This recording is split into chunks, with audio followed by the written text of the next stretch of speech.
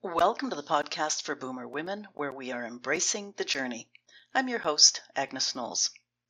I filed my income tax yesterday, and most of you have either done it or are trying to get it organized sooner than later. Income tax time is always a good time to think about things employment, and for our demographic, retirement. That's the reason I made April my first theme month, that theme being retirement.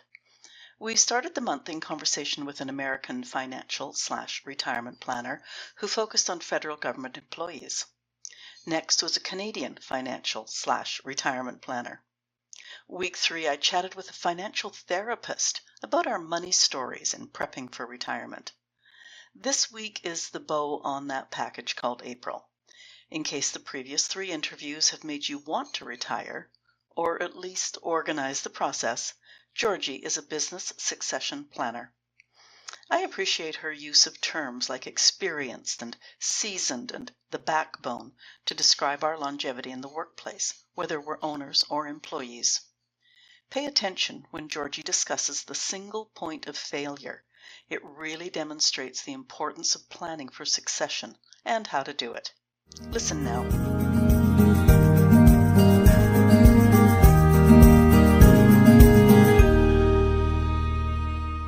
In these crazy times we're living in, business owners are really looking inwards.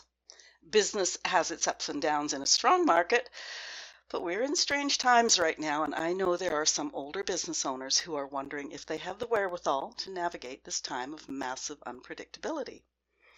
However, you don't put your heart and soul and many years, possibly even decades, into a business just to close up shop. The next, however, is that succession planning is rarely on the table or in the classroom when discussing business. When you're starting up or flying through the day-to-day of managing a successful enterprise, the last thing on your mind is retiring from that business. But it should be. Businesses can be complicated, and owners often have a lot of info stored inside their heads, and too often the lines between business and personal lives can get blurred. My guest today calls it future ready. Sitting where I am these days, I might call it future proofing. Whatever you call it, one phrase on Georgi's website caught my attention. Entrepreneurs and business owners have unlimited potential to change the future of their businesses, communities, and families. If you're a business owner, you might not realize that unlimited potential, but you do understand the importance of your family. And it was that word community that really got me thinking how important these conversations are. Whether you're a mom and pop where your customers are your neighbors and they spend more time chatting than they do buying, or a larger business with employees whose families need and depend on the paychecks you write, your community is more important than it might at first appear. Okay, I'm on page 2 of my intro. Shall I introduce my guest before this turns into a soliloquy? Georgi Feidler, welcome to the podcast. I have changed the name of this podcast, and I'm obviously not doing a very good job.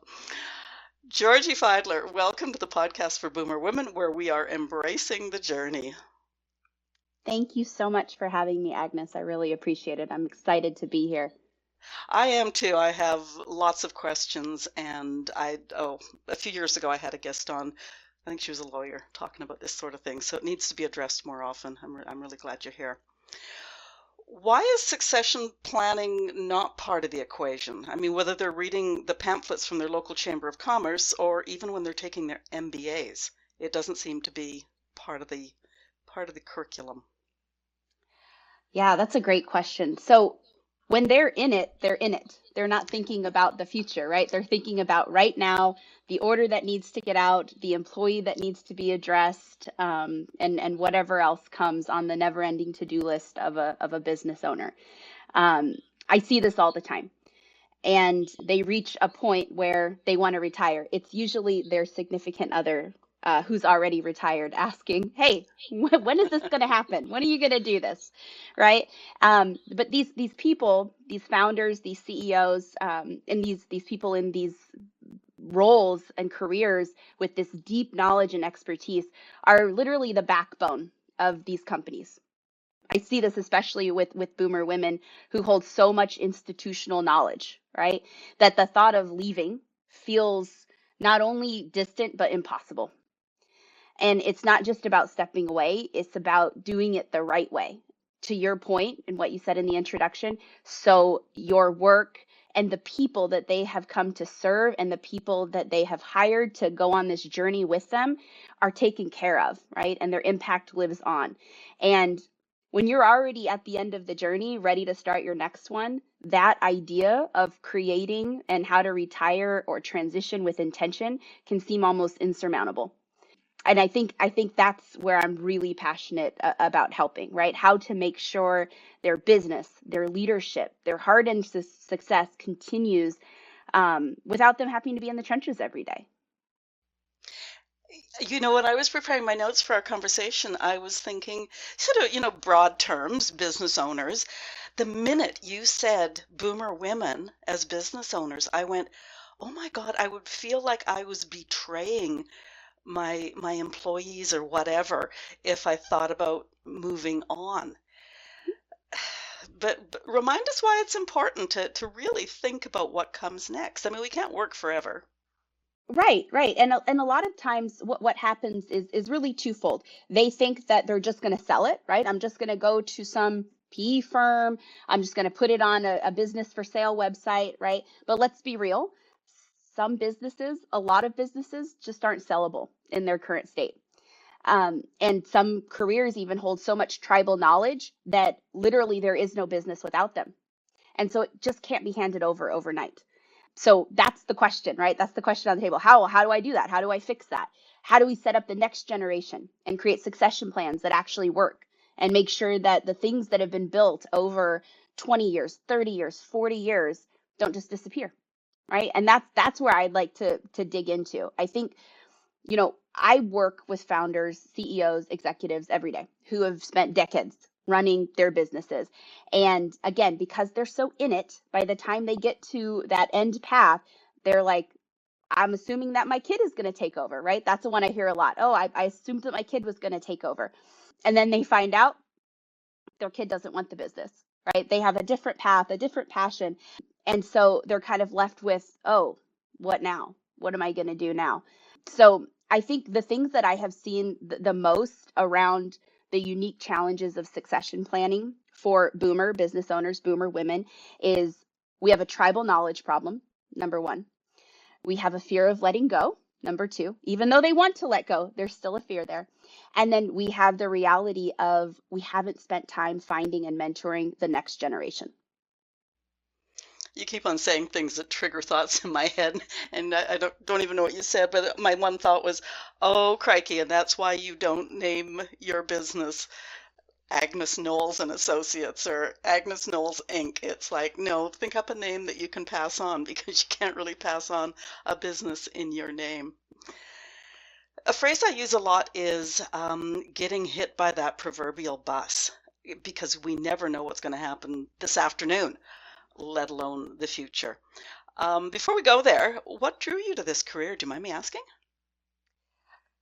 I didn't set out on it with intention. I consider myself a generalist versus a specialist. And that means that my career has taken root in a lot of different industries and a lot of different functions. And so, what that's done for me is really allowed me to understand just business in general and have a really good understanding, soup to nuts, right? From the sales and marketing side to the operations side to finances to people, process, and systems and everything in between. And what I really realize that I enjoy is serving and helping small business owners, small to mid-sized business owners, scale and transition and get succession ready. The reason being is because I see that there's a stuck there, right? I see that they can feel stuck and like they don't know what to do afterwards. And so I think for me, what is really exciting is that transition piece and making sure it's done well. To your point, right? It says it on my website. I'm going to say it again because I firmly believe it. I think business owners have the potential to change lives, change their own, change their families, change communities, right? They are innovation. that they're the ones that are bringing innovation to their communities and their world. And so I think they're the lifeblood of that. And so being able to walk alongside them is huge. Some people joke that we should rename the business Hire, Train, Retire instead of Inspire, because so much of our work focuses on helping baby boomers build those businesses that last beyond them. But that's the magic for me. Like I'll give you one example. I had a brother and sister, so two sibling business owners. I met the brother first, and he was a second generation business owner. His dad started it. When his dad retired after 35 years, he split the business in two, gave one location to the sister, one location to the brother.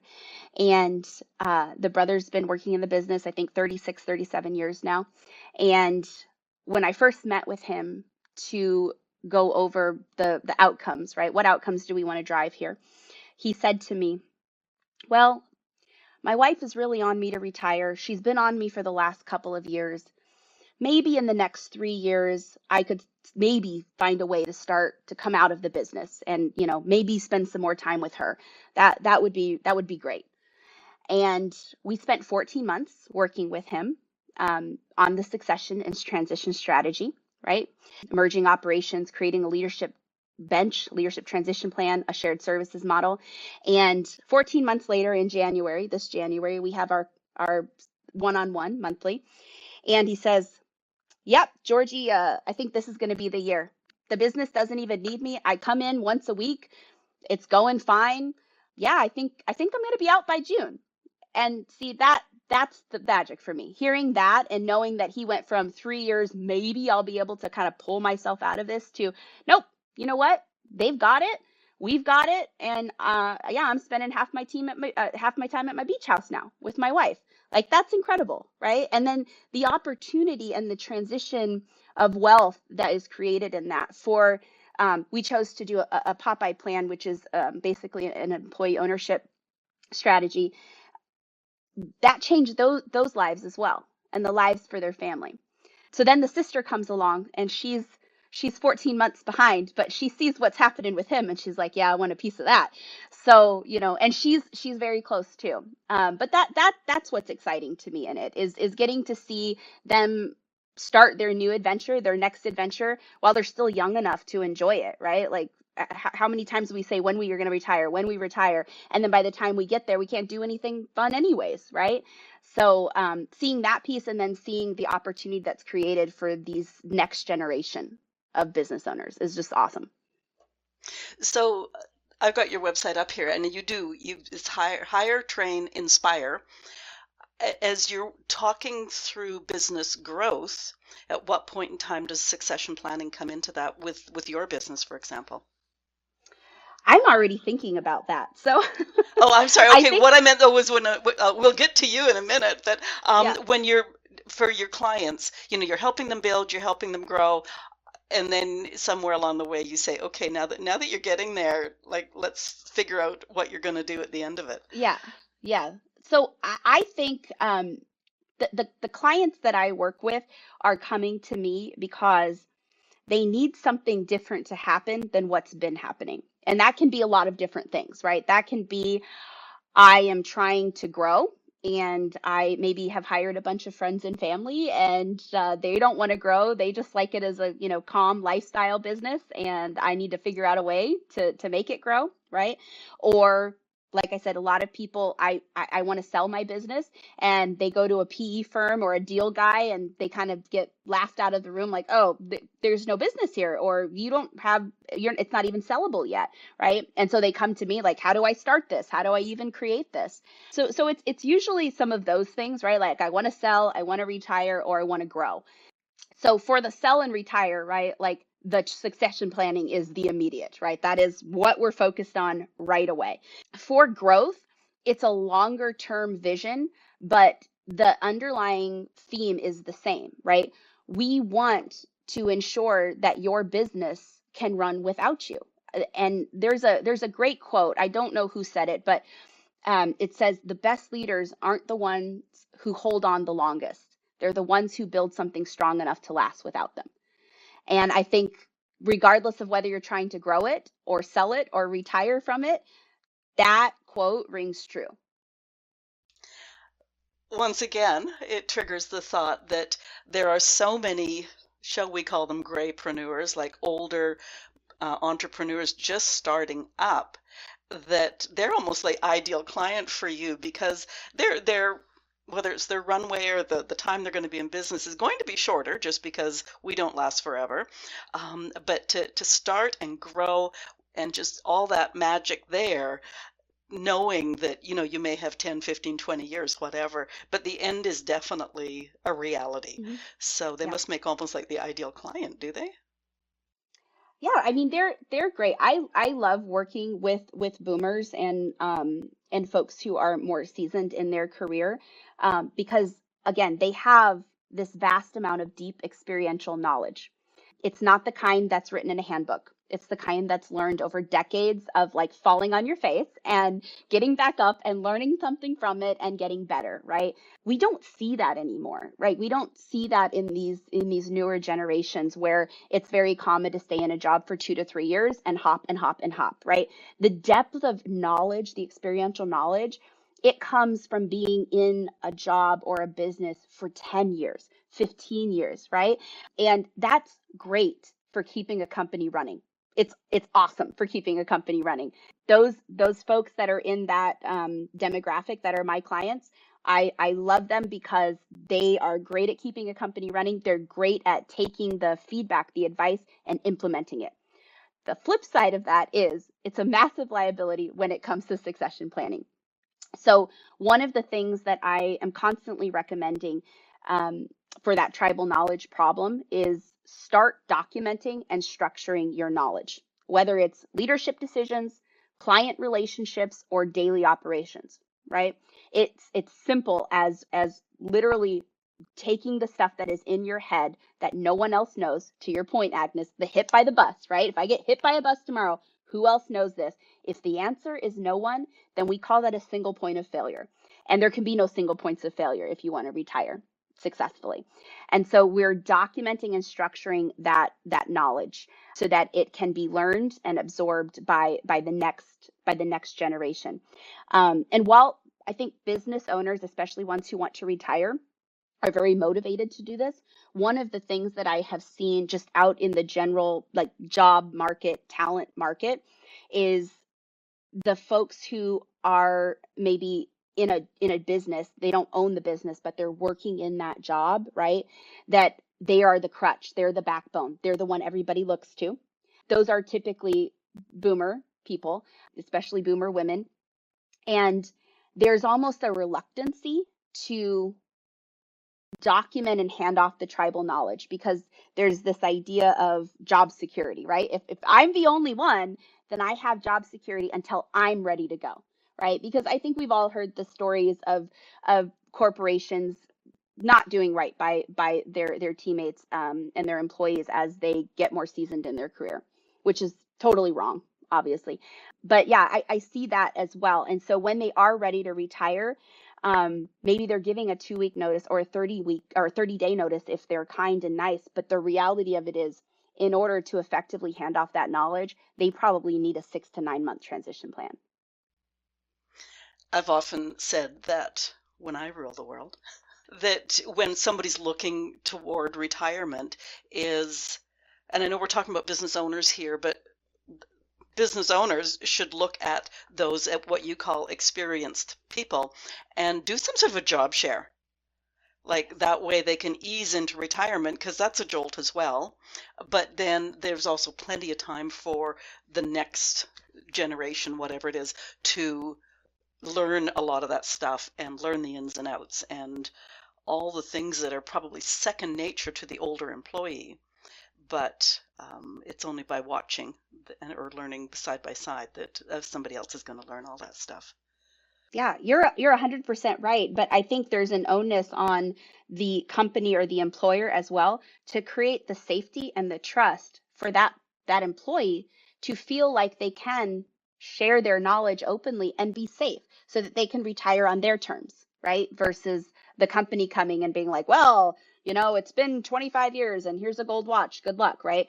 That's what they're scared of. That's the problem. So if we can figure out a way to create a true alliance between the valued employee who's been doing that role for a decade or two, and the company and employer, I think we really start to put out in the open these alliance transition conversations that need to happen.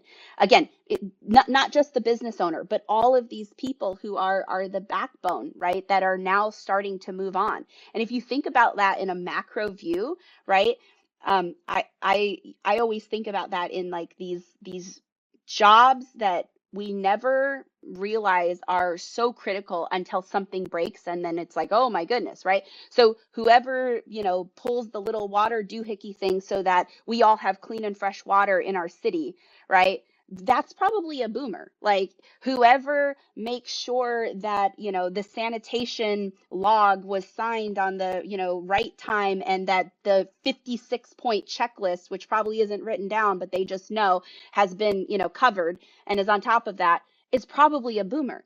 Now, when they leave with their 2-week notice or 30-day notice, how on earth is a person going to come in and really truly capture that, without the documentation, without the knowledge, without the intentional handoff, right? And then all of a sudden, we wonder why, I don't know, we're out of water for 2 days. I think I heard in Richmond, Virginia, they had a water shortage for 2 days, and I just thought to myself, well, I bet a boomer retired, and that's what happened. I don't know if that's true or not, but I think about that in a macro view, and I think there's something there. I think there's something to that. I listened, our local public radio, I don't know, a few months ago, had a segment, I don't know if it was weekly or whatever, but jobs that you probably never realized existed. And it's like, holy crikey, yeah, like that's just that happens magically because, you just don't think about the real person in that job, doing that job. Yeah, So, absolutely. okay, I cut you off earlier, but, and you don't need to go into it big time, but do you have a succession plan? I'm already starting to think about that. So from the moment I started this, right, I realized that if the business is dependent on me, there is no business. So that's kind of the thing that I play around in my head again and again, right? And as like it's not glamorous, right? It's not glamorous or sexy or exciting, but the reality of it is people aren't going to know what I know unless I tell them and unless I document it, right?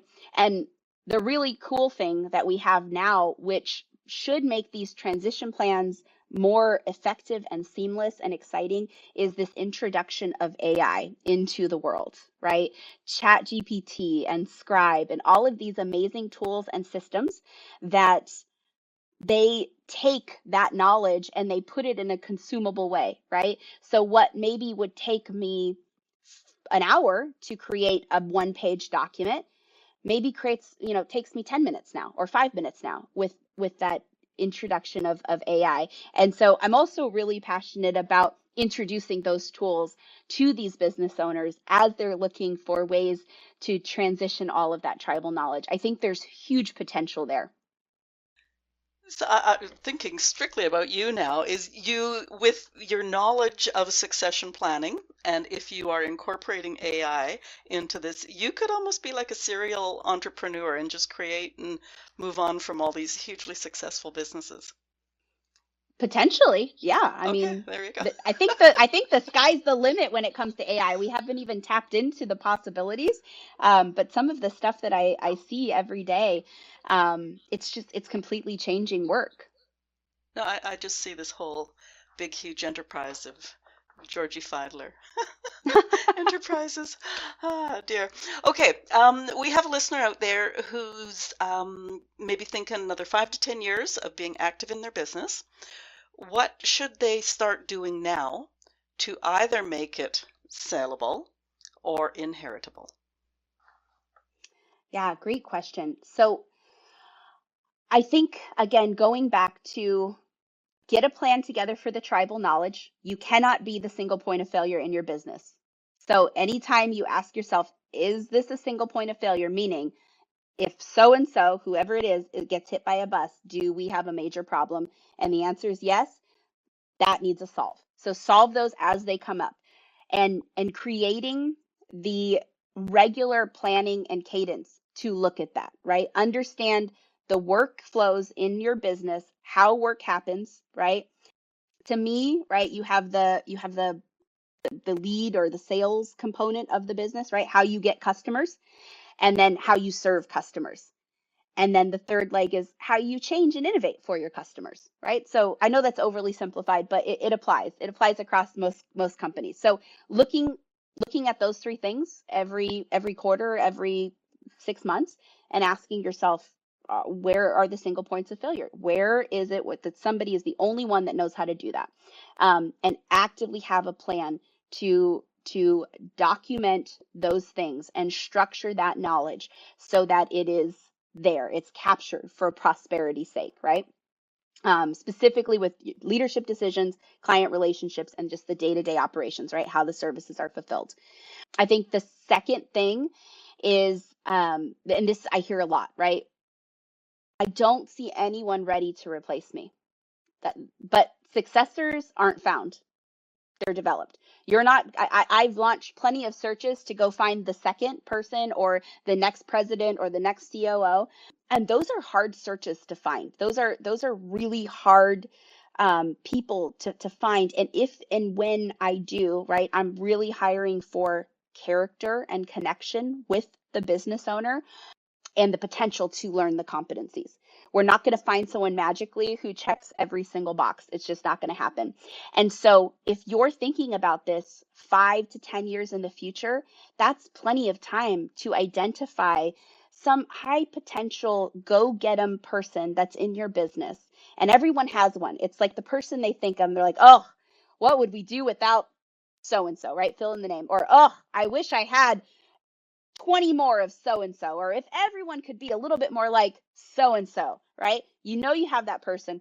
Start having the conversations with them, start seeing if they're interested, create a plan with them, right? What are the things that they need to know, that they can learn? What are the opportunities to start handing off, right?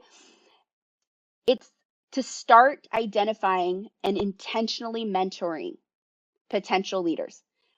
And that can be whether they're within your business. I always love it when they are. That feels so great to me. But if we have to source them externally, go and find them and do that too, then that's great as well. But if you're 10 years out, the first step is document the tribal knowledge, avoid the single points of failure. Once you're getting about 5 years out, you need to start identifying an up and comer, somebody that you can start pouring into. And then I think there's also a mindset shift that has to happen as well. And this probably is as you get closer, maybe 2 to 3 years out from retiring, but you may say you want to let go and that you're ready to go, right? But this is your baby, right? This is the thing that you have poured your heart and soul into, your blood, sweat, tears, hours, right? So holding on sometimes can feel safer than letting go, especially when there's no clear successor in sight. So the two things of the documentation, right, and avoiding single points of failure and finding and mentoring that next generation or that next successor are going to ease the fear of letting go because it's going to be there regardless. But the longer you wait, the harder it gets. So instead of thinking about leaving, I always I always use the term transitioning out or phasing out, right? That feels gradual. That feels like a slow shifting of responsibilities. That feels like time for everybody to get used to that change. That feels like mentoring and testing leadership before fully stepping back in. Sometimes what we'll create too when people retire, when business owners retire, is a type of governance board, which allows them to have some level of influence and decision making, right? And maybe there's certain rules or corporate governance documents that we put in place for the first year, and then as that starts to transition and things get better and people get more used to this change, this huge change, right? Then maybe we change and allow more freedom the next year.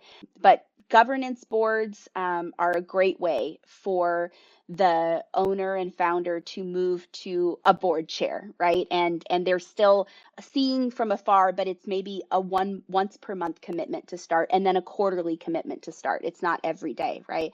And I found that that's a really nice balance that ensures success on both sides. So I just want to clarify, because we're talking a business owner Mhm. sharing all that knowledge.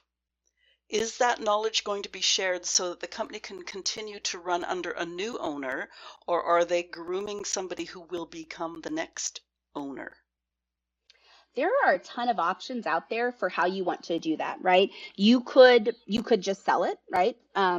There are ways to do that. You could find somebody who is, in that space as well, and they love something about what you've developed. Typically, it's your book of business, so your customers, or something proprietary within your product or service or offering.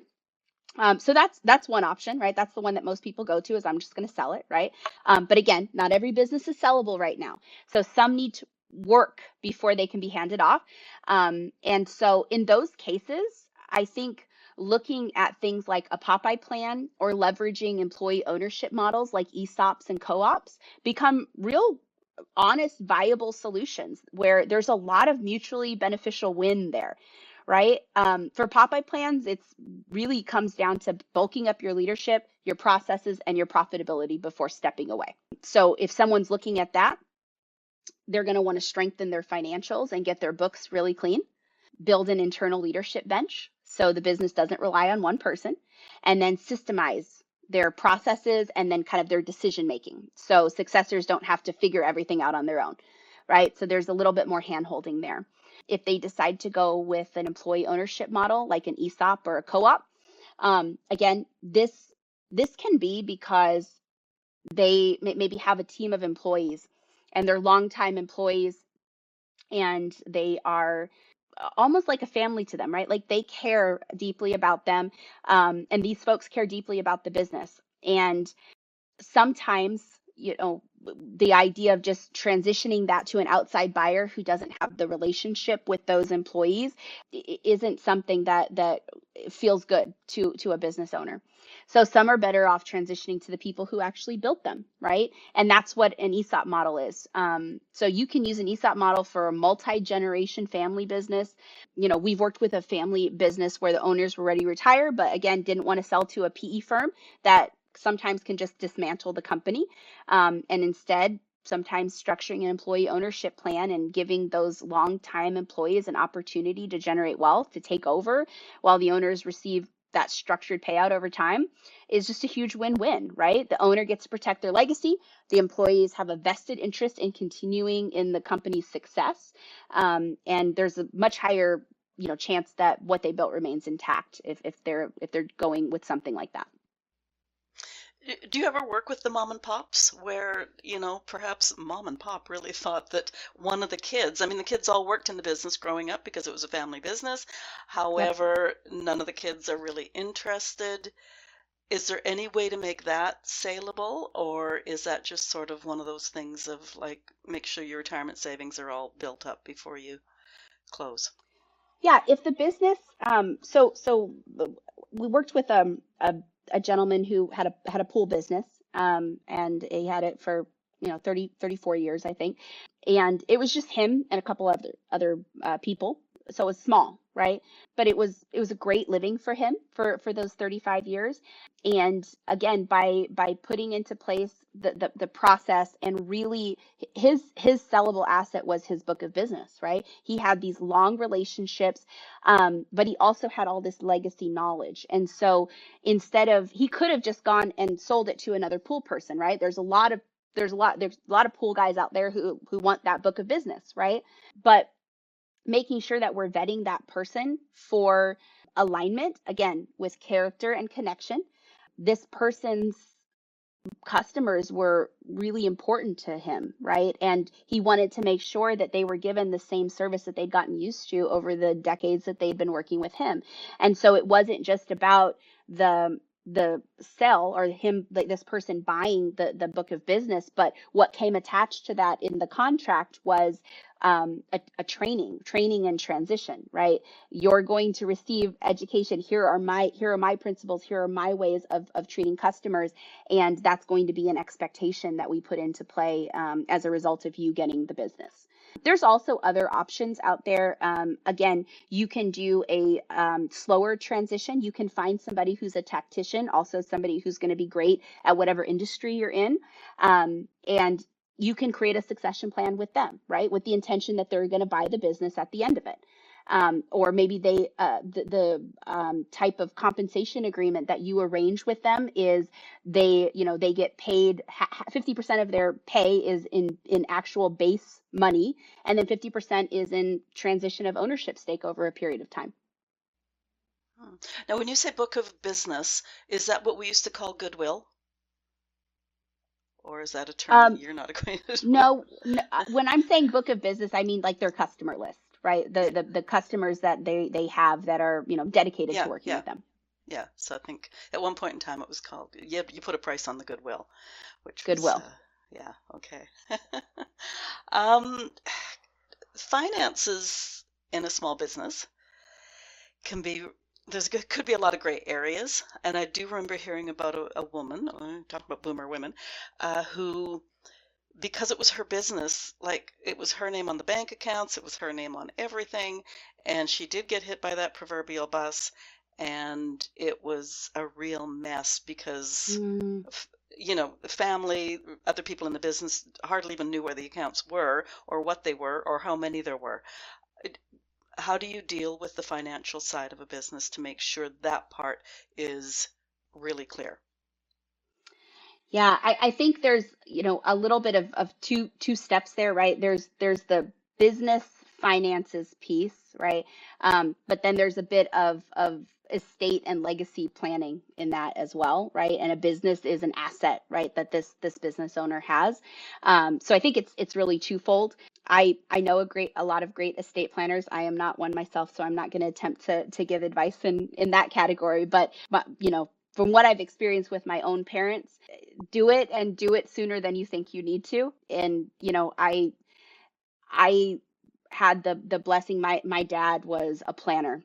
He'll been past 5 years today. In fact, one of my favorite people in the world, and I miss him a ton. But he was a planner, and when he passed away, like everything was in order, right? Everything he had his documents. He had in his safe. He had a list of all his passwords to all of his things, and I mean, it was so easy, right? And that's how you'd want people who you love that are going to be dealing with to feel.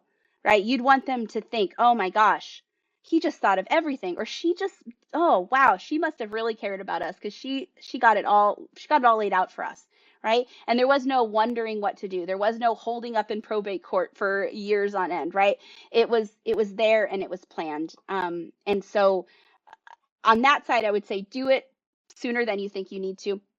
On the business side of things, again, I go back to if you're the only one who is handling your finances, right? If you're not engaging with a CPA that you have a deep relationship with that understands, kind of what's going on, or maybe even a bookkeeper that you're engaging with on a regular basis who has access to passwords and other things, right?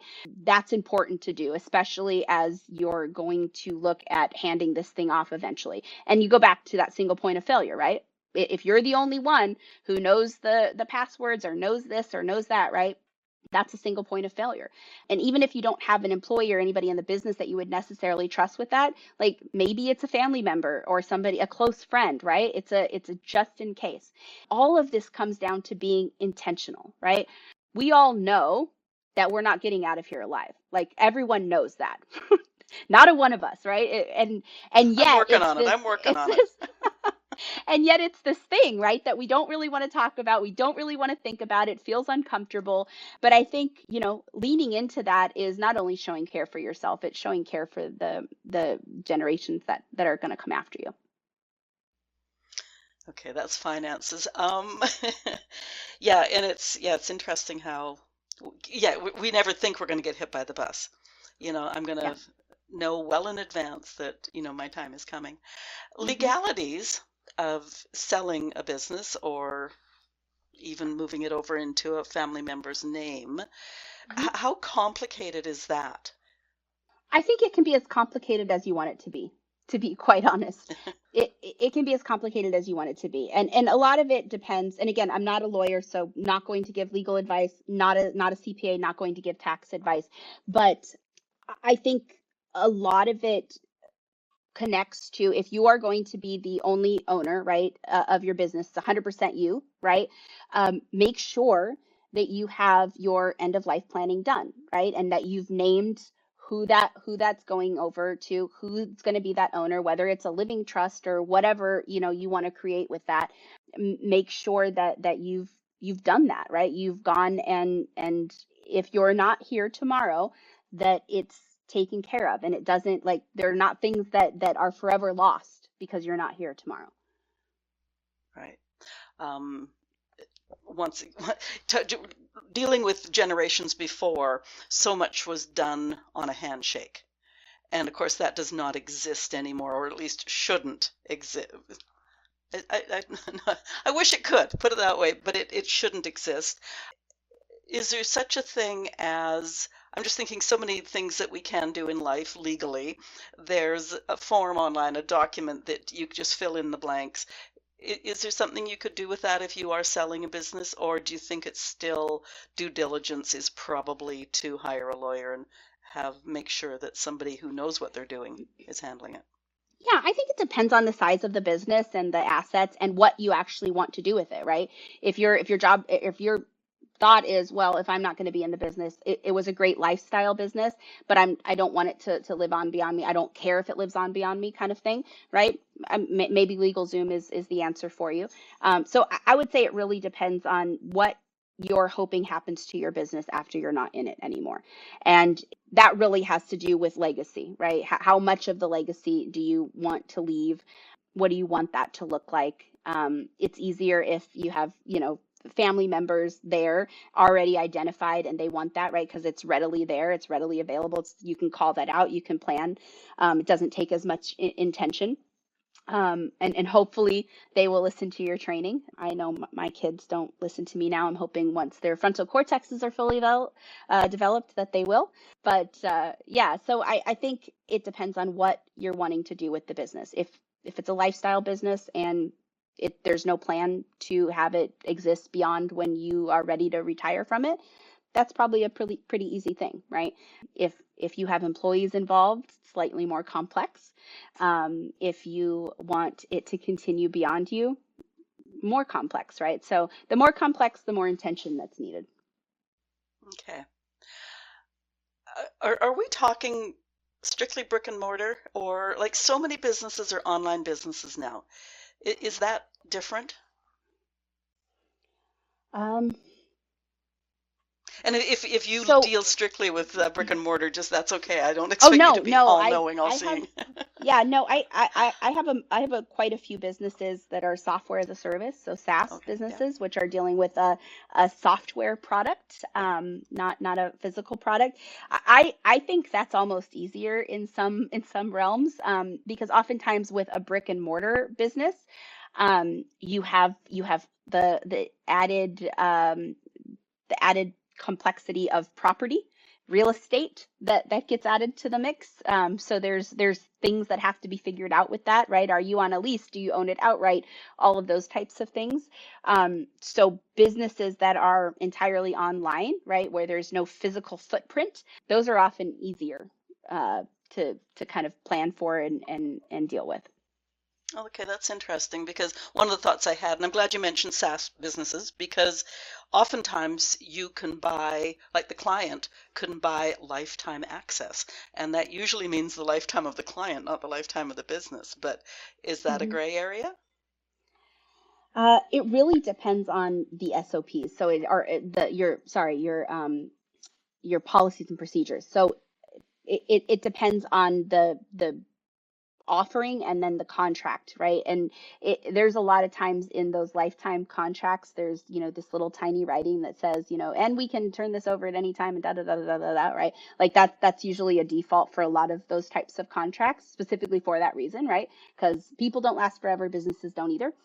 But yeah, I mean, I think it's not really a gray area. It could be a potential surprise, right? It could be something that pops up and you're like, uh-oh, we didn't, we weren't planning on this. We didn't, when we did this 10 years ago, we were thinking we were going to live forever. And now it doesn't look like that, right? So, yeah, it could be. And again, in those cases, like you're best to consult your business attorney or your corporate attorney to have them help you navigate through that.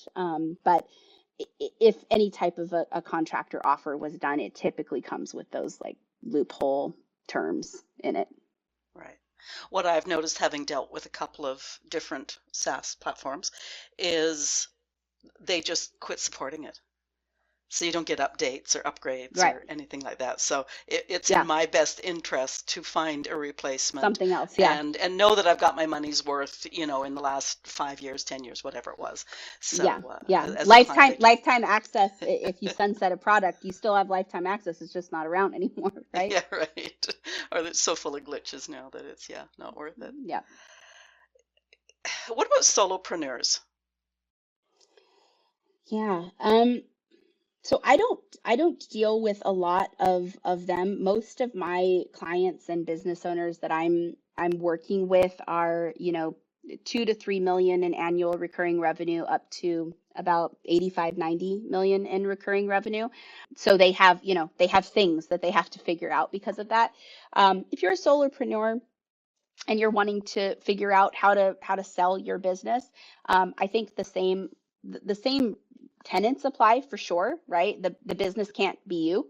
It's got to have something of value outside of you, right? Whether it's something, a proprietary product or service that you created, whether it's again your book of business, that's what would make it sellable, right? And it's something that is packaged, right? It's packaged and consumable, meaning that if somebody were to come along and buy it, it's not, they don't have to, be a rocket scientist to figure out all the ins and outs of it, right? It's like, nope, here's how I acquire customers, here's how I serve them, here's how we innovate, here's our operations, here you go, in a nice neat package, right? So I think that's probably the best step if a solopreneur wants to look at selling their business at some point, is again making sure that they're not the business, that the business is something that's outside of them.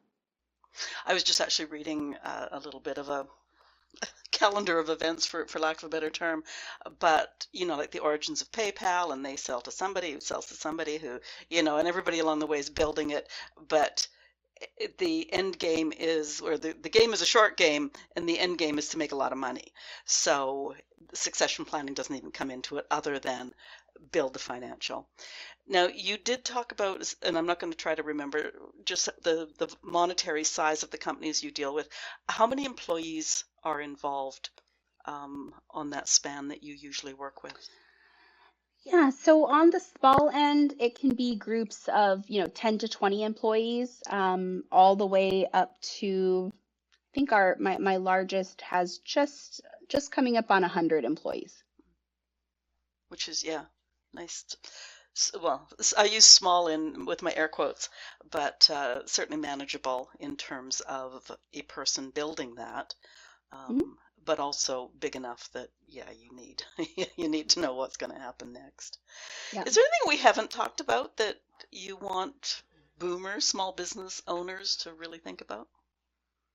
Mm, I I think that if you're listening and you're like, okay, wow, that was a lot. Well, how do I take action today? Right? Like that's what it comes with me is immediately, how do I put this into play? Right? How do I take my first step? Because that's how the journey begins, right? Just with one step. How do we eat an elephant one bite at a time? So I think what I would say is if you are a small business owner and you're thinking about transition, I think you should start by identifying who could take over key responsibilities for you, right? Think about delegating. So the work and the way that you frame your daily work changes from I need to get this done to who could I ask to do this? Right? That's the question. Second, document what only you know. And there are a lot of fun ways to do this. I'm not asking you to sit over a Microsoft Word doc and just keep typing and typing and typing, right? We've got videos, right? And we've got Chat GPT that has a microphone on it, right? I have one client who I taught him how to do the Chat GPT on AI, and now he's doing it in the shower. So have at it, right? Pull up a Loom video, right? Go on Loom and get your $15 a month subscription and start just recording yourself. Start talking, right? And that can go into a scribe and create documentation without you even having to be the one to do that. And then the third thing I'd say is start having open conversations about what's next, whoever that needs to be with, right? If it's that second, right? If it's that potential successor, if it is a child, if it is a kid that you're going to be handing it off to, or again, don't assume that your kids are going to want the business. Start having those conversations. We know that most second generation businesses fail because kids weren't actually prepared to take over. That means you need more time than what you think you do with them, right? So start having the conversations about what's next. If you're wondering about it, I promise you other people around you are too.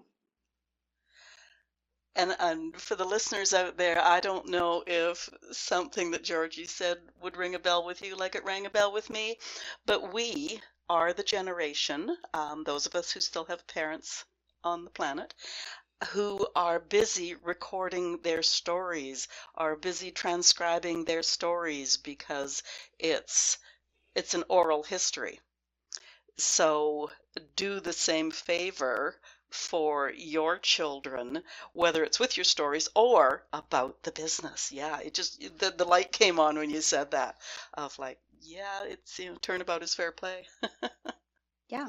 And again, this extends beyond just business owners. I would give the same advice to anybody who has been at their job, again, considered the backbone, has all the tribal knowledge. And if you're thinking about retiring in the next couple of years, right? Think about what that looks like. Who could take over your key responsibilities? Documenting only what you know. If you don't feel safe to share it with your employer or company, that's fine. Just keep it for you for right now, because believe you me, when you decide to retire, they're going to be panicked, and they will remember you forever with loving adoration if you just pop out this lovely document of all the things that you've been, writing down or videotaping over the last couple of years. Or dare I say, sell it to the company. Yeah, there you go. There's actually a pretty lucrative opportunity there as well. I should have mentioned that before, but I've seen this a lot in manufacturing, in warehouse, in industries where the sales cycle is really long or there's really deep relationships with customers. Oftentimes, when an employee retires, they are contracted back with the company for a part-time consulting type of engagement. And I've set up a lot of those. That is a very common thing. That's a strategy that I recommend to a lot of businesses when we have those key players, those single points of failure, is that, let's get a contractor agreement together, and that way we know we have access to them and they get to make a little extra as they retire. So again, that's a win-win for everybody as well. Well, you say they get to make a little extra when they retire, but anybody that I know that's gone back to contract for the company they worked for has made way more More. under Yeah, under they're contracting. making more. Yeah. That's true. Okay. Where do we find you on the World Wide Web? So if you would like to continue this conversation, you can find me at hiretraininspire.com. I'm also on LinkedIn under Hire Train Inspire, as well as Facebook.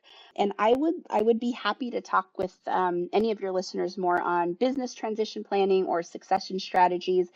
50% of business owners or more are baby boomers.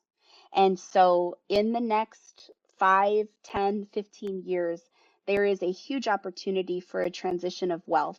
And I want to make sure that that is done with care and intention so you all have lasting legacies.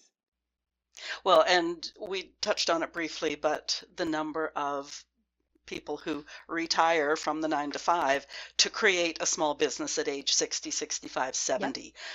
So to go into it with full knowledge that it has a shelf life and to be fully prepared, I'm sure it's a lot less work to start with the end in mind than it is to play catch up somewhere up the road. Always. Yeah, always. There we go. May I ask you a personal question before we close? Sure. Karaoke? Oh, I love to karaoke. Okay. How did you It, know?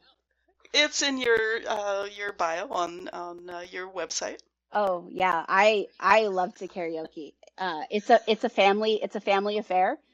Uh, it's almost at every party. I have a karaoke machine here at my house. Yeah, it's so much fun. I love it. I love So it. what It just what do you brings a like lot to of sing? joy. Anything and everything. I love Lauren Daigle. Love some country. What's Up by Four Non Blondes. Love some of the Beatles stuff. I mean, anything. We were in Cancun on fall break last October, and the resort had karaoke. And of course, my daughters and I were like, "Yeah, we're coming to this. We're signing up for that." And I was really proud of them because at 9 and 11 they got up there in front of everybody and sang, which was great. And I did as well. And yeah, it was just such a joy. Um, I got asked for my autograph, which was very flattering. The gentleman had had a lot to drink, so I don't know how valid it was, but I took it and I said, okay, thank you very much. I appreciate that. But yeah, love to karaoke.